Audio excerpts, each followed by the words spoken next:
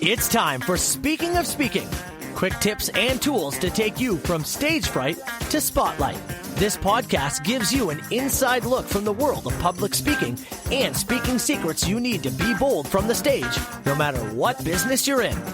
The host of Speaking Carl Richards.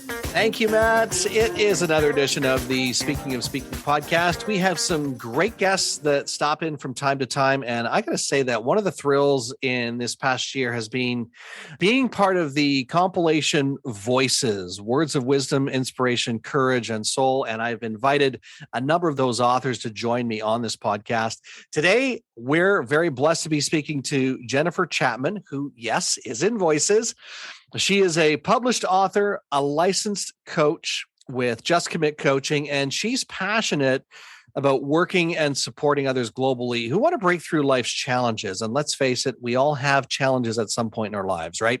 She currently lives in Indianapolis, Indiana, with her husband and her chocolate lab, Serena. Jennifer, welcome to the podcast. Thanks so much, Carl. I've been looking forward to having this chat with you. The first thing I have to ask you is, tell me about Serena. Can I please? How much time do we have? Okay. She's your fur baby, right? 100%. My husband and I decided, no kids for us early on in our relationship, but I've always been a dog person, always had one growing up. And for some reason, when he and I got together, I just always had envisioned having a chocolate lab. And so one year for Christmas, he gifted me this beautiful creature that has been in our lives now for 9 years. We rescued her from a lab organization here, and she is indeed our child. And it's just having that unconditional love from this pup. And she's so much fun. She keeps us active. She's just the light of our lives, I will tell you. So let me ask you this then, Jennifer. Who runs the household? Do you even have to ask? Is that Serena?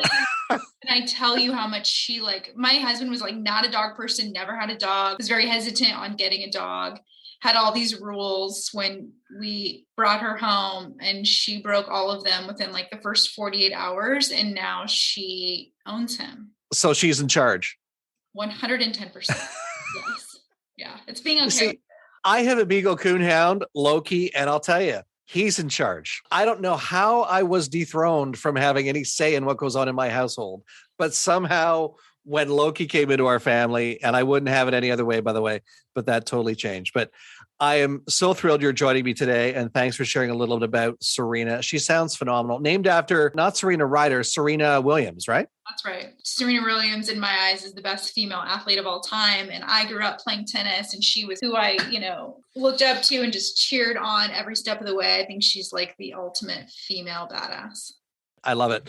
We're going to be talking a little bit today about victor versus victim mindset, but we're also going to be talking about your chapter in Voices. And by the way, congratulations on being a published author.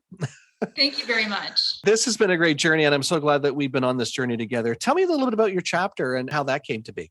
I knew I had a story to tell. It's been quite the page turner, if you will, in my life, being 39 years old now. And have really gone through the roller coaster ride of ups and downs and the mental and emotional effects that life-changing events can have in my life. And I just thought, what a better way than to get it out to as many people as I can, in hopes that now that I'm a certified life coach, we can talk more about how I came to be, but that I can help others that have gone through similar experiences that I have already gone through and what I did to get to where I am. And they are ready to get to, what's meant for them still, if they're ready to see it and want it. And I think one of the nice things about that chapter, and, the 16 of us each come from a different perspective, but we all have been in that place where, we can say we were a victim or we've overcome some type of adversity, but there was a journey that we had to go through to get there. And I like how Carol pulled out, for some of it, it was more work for her, I think, to pull out those stories and really bring about more in-depth soul searching or a deeper version of the story. But I'm certainly glad that she helped us do that. Yeah, I completely agree with you. Obviously, with this being my first time writing a chapter, let alone maybe one day a book, but I had submitted my first draft, and she called me and she was like, okay, you've told your story. Now we need to feel it. And I was like, ooh, and it makes you go back to those times in your life where you maybe haven't felt those emotions in a long time. A big turning point in my life was at age 11 when I lost my mom so suddenly. And obviously have had lots of moments and years and times to feel and be completely emotional about it. And just, but I haven't done that in a few years in that light. So to go back to reliving those hours and days, she definitely pulled something extra out of me while writing this chapter for sure. A great experience all around. As I said, I'm so glad that we're on that journey together, both, sharing through the pages. I want to talk about this victor versus victim mindset, because that's where you spend a lot of your time helping people, is really navigating through that. And I would love to say, as a matter of fact, I'm just going to come out and say it, that some of the greatest discussion we had was before I hit record. I know. So let's try and replicate that, because it was a great discussion that, in life, we have a choice. We can look at things that have happened in our lives and say, I've learned from that and it's time to move on and grow. Or we can look at it and say, yep, the world's done me a whole lot of no good and my life sucks. That's kind of what we're talking about, is that you have a choice of being the victor over the victim. Would you agree on that? Oh my gosh, 100%. And I came to really realizing that when, I've had lots of virtual conversations over these last couple of years as I create my coaching business and connect with other coaches and entrepreneurs and things. And more than once, someone will unintentionally call me a stroke victim. And I cringe. I really struggle to relate to that word. I mean, to even resonate with that. A couple of years ago is when I was really like, you're only a victim if you choose to be one in your own life story. I've never chosen that. So I think that's the big message that I now want to get out there as a coach and as a speaker, is that mindset is truly everything. This is being recorded in early 2022, January, actually, very early 2022. And we can certainly look at it and say, okay, there's been a lot of curveballs thrown in this last 20 to 24 months. And I think we're seeing results of those that have sort of dealt with the curveball that's been thrown to them. Or here's another analogy. When life gives you lemons, you make lemonade. You don't make apple pie, you make lemonade. Right. For some people, they've tried to keep making apple pie, even though they've been given lemons. Right. And what happens is you don't get the same results.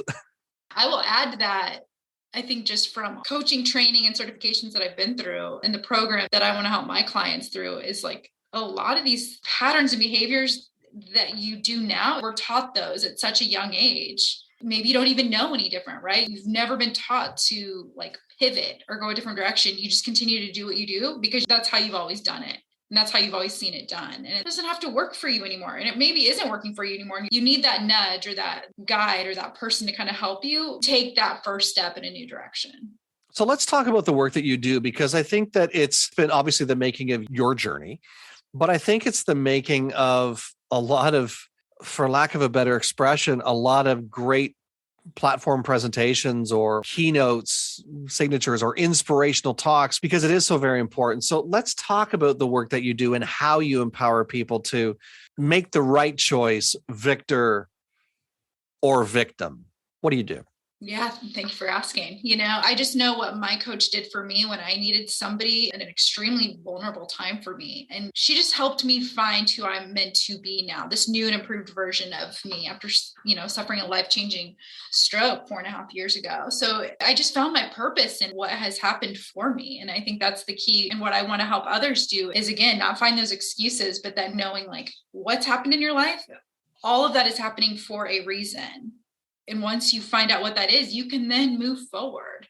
I've never honestly really liked the phrase of moving on from something. And there's a really powerful TED Talk, and I can picture her face and I can't remember her name, where she talks about that, where someone had told her to like move on after she had suffered lots of tragic events in a short amount of time. And she's like, no, I've just learned how to move forward with this grief, with this trauma, with this challenge. And I think that's what I've done. I want to applaud myself for and be proud of myself for, and want to now help others see that they're capable of being able to do that too. And I think a big piece of that as a coach is literally just simply holding a safe space for them to be able to figure it out. A lot of people, not only do they go through these struggles and challenges, but maybe don't have the right support system in their life, may have struggles at home, not a supportive spouse, a distant family, or maybe they do have that, like I had that, but I still knew I needed and wanted more. which is why I hired my coach.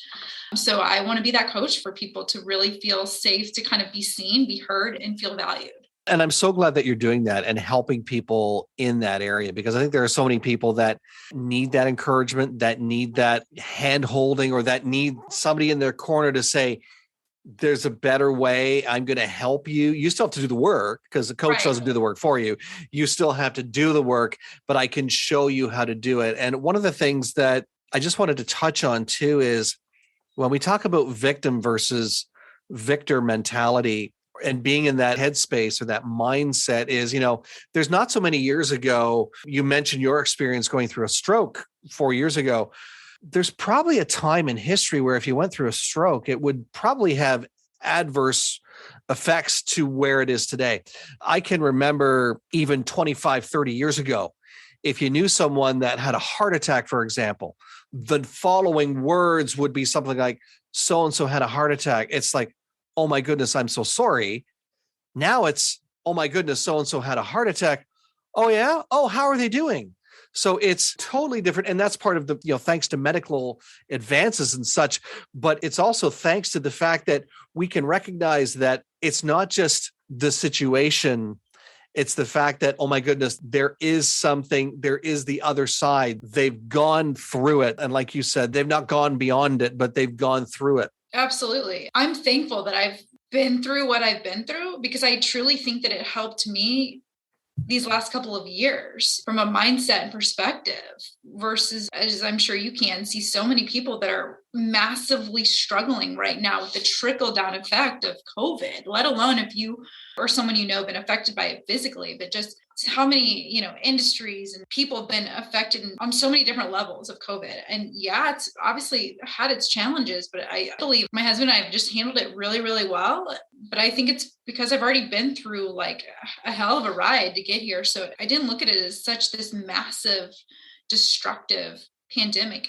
I'm aware that it is that, but it's like, what did you do during these last 2 years? Did you let it, victimize you and make you feel like you're stuck and you have nowhere to go and what am I going to do and woe is me? Or were you able to like pivot and take a different job opportunity or create a new business like a lot of us probably did, and know that the only thing that's going to stop you is you, period.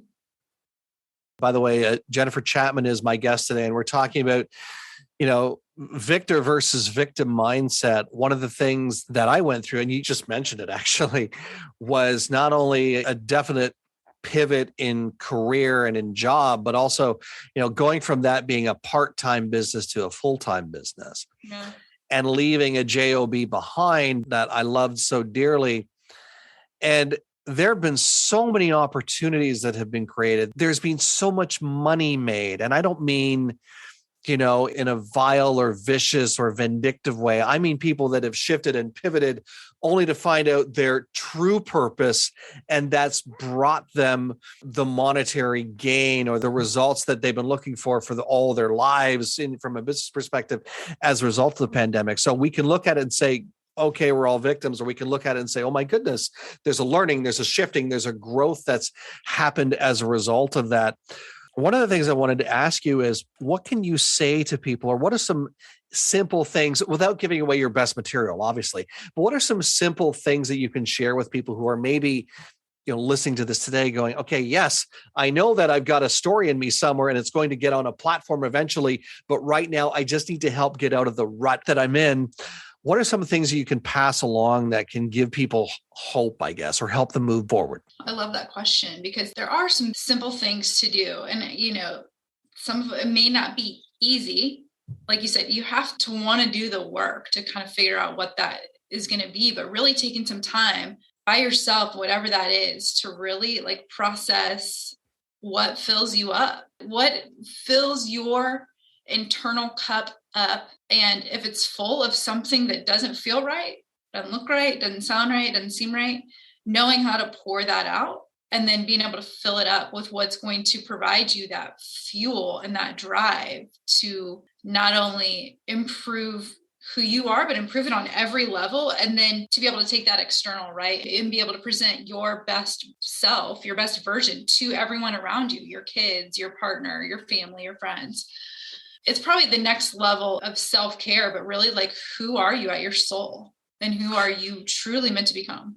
Would you say that to go along with that, it's also, a little bit of, or adding to that, the attitude of gratitude, being able to accept what's happened, but also say, I'm very grateful to be in the place I'm at, and, being able to build beyond that. That is like the most simple yet the most powerful shift you can create within your mind. And that is definitely something I adapted when I was working with my coach about 1.5 years after my stroke, is starting to gratitude journal and really stopping at the end of the day or at the beginning of the day when you wake up and think about those small moments that bring you joy, that make you smile, that maybe before you took for granted and just didn't think about as part of your daily routine, to have that conversation with a friend or your husband, or to go for that walk or get your exercise in, or to enjoy your cup of coffee, and not do it as a check the box item, but really take in those small moments, because man, those are the big moments in life, really. Some phenomenal ones too, and some great discussion that we've had today. Oh my goodness.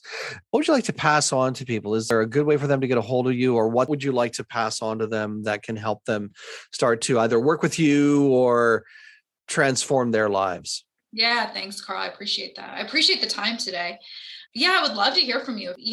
I offer complimentary clarity sessions. So it's definitely just that call to have with one another, to meet that person and to learn more about their story and where they are and where they want to go and who they want to be. And can I be that coach to help them get there? And if not, I want to be able to recognize that too, right? We may not be that proper fit, but the question is, like, what if you don't do anything? What if you stay exactly where you are? What's the risk of reaching out to someone? I want to see if I'm not someone for you. And so feel free to email me, Jennifer@justcommitcoaching.com. I'm pretty active on LinkedIn because there's just lots of professionals out there that I've met through my 16-year sales career and even now. So like I said, everybody's going through something. So I find a lot of value on LinkedIn and lots of great discussions on there. And then Instagram @JustCommitCoaching. And we'll make sure all those links are also in the show notes. So the Instagram link, LinkedIn, the link to the website, and also your email address for people to get a hold of you directly, if that's the best way to do that. Jennifer, it's been a fantastic discussion today. But before I let you go, I'm going to give you the final thought. Do not let life's circumstances control you. You have the ability and capability to control them and become a victor in your own story. That would be my thought for anybody out there. Do not let, that life struggle, challenge, control who you are truly still meant to become. Jennifer Chapman, this has been a great discussion. Thanks so much for joining me on the podcast today. Thanks so much, Carl. And remember, get out there and own the platform. Thanks for listening to the Speaking of Speaking podcast. Fired up about something you heard today? Want to learn more? Be sure to visit carlspeaks.ca. And don't forget to follow Carl on Twitter @CarlRichard72 or join the Facebook group Speaking of Speaking.